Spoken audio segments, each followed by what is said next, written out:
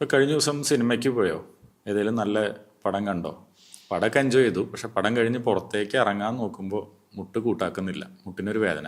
പറയുമ്പോൾ അത്ര നേരം നമ്മൾ ഇരിക്കരുന്നു, ഒരു 2.5-3 മണിക്കൂർ ഇരുന്ന് റിലാക്സ് ചെയ്തിരുന്ന് ആണെങ്കിൽ റിക്ലൈനറിൽ ഇരുന്ന് സുഖമായിട്ട് സിനിമ കണ്ടിട്ട് ഇറങ്ങിയതാണ്.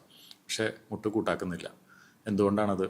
നമ്മൾ സാധാരണ ഒരു ചെയറിൽ, ഇപ്പോൾ ഓഫീസിലായിക്കോട്ടെ സിനിമ തിയേറ്ററിലായിക്കോട്ടെ, നമ്മൾ മുട്ട് നോർമലായിട്ട് മടക്കി ഇരിക്കുമ്പോൾ ഈ മുട്ടിൽ മെയിനായിട്ട് ലോഡ് വരുന്ന ഭാഗം, നമ്മൾ ഭാരം കൊടുക്കുന്നില്ല, നമ്മുടെ ശരീരഭാരം വരുന്നില്ല. പക്ഷെ നമ്മുടെ മുട്ടിൻ്റെ മുന്നിലായിട്ട് ചിരട്ട അഥവാ പെറ്റല്ല എന്ന് പറയുന്ന ഒരു ബോണുണ്ട്. ഈ ബോണിൻ്റെ മുഴുവൻ പ്രഷറും അതിൻ്റെ തൊട്ട് താഴെയായിട്ടുള്ള ഫീമർ എന്ന് പറഞ്ഞ ബോൺ, അതായത് നമ്മുടെ തുടലിൻ്റെ കാർട്ടിലേജ് ഉള്ള ഭാഗത്താണ് അങ്ങനെ ഫുൾ പ്രഷറിൽ ഇങ്ങനെ ഇരിക്കുകയാണ്. അപ്പോൾ എന്തുണ്ടാവുക? നമ്മൾ എണീക്കാൻ നോക്കുമ്പോൾ ഭയങ്കര പെയിൻ, നമ്മൾ തൊട്ട് നോക്കുമ്പോൾ ഒരു കരകരയൊക്കെ ഫീൽ ചെയ്യും. കരകര ഫീൽ ചെയ്യുക എപ്പോഴാന്ന് വെച്ച് കഴിഞ്ഞാൽ ഇതിൻ്റെ മുട്ടിൻ്റെ ചിരട്ടയുടെ അടിവശത്തുള്ള കാർട്ടിലേജിനോ അതോ ഫീമറിൻ്റെ മേൽവശത്തുള്ള കാർട്ടിലേജിനോ തേയ്മാനം വന്നു തുടങ്ങി. അത് കുറേ നാൾ നമ്മൾ ഇഗ്നോർ ചെയ്ത് വരുന്നതാണ്.